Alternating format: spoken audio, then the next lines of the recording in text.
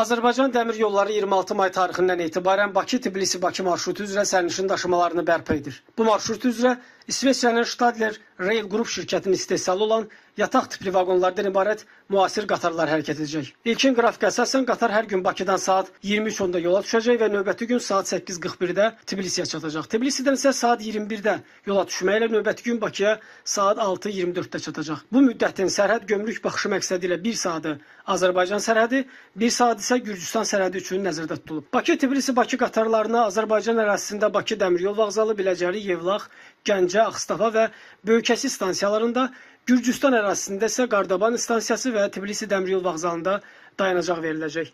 Bakı-Tbilisi-Bakı marşrutu üzrə gediş haqqı məsafədən asılı olaraq komfort sinfi üzrə 51 manatdan başlayır.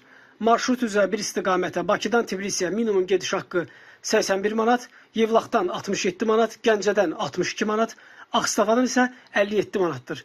Böyükəsidən Qardaban stansiyasını isə 51 manat təşkil edir. Qeyd edim ki, beynəlxalq istiqamətlər üzrə gediş haqqı İsveçrə frankının yerli məzənliyə nisbətinə əsasən formalaşdırılır və kurs fərqinə görə dəyişə bilir.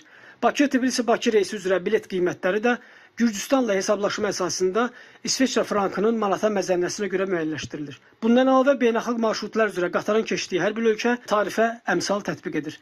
Qiymətlər həmçinin ölkə daxili marşrutlarda olduğu kimi həftə sonları, bayram günləri və yer seçimində təsir göstərir.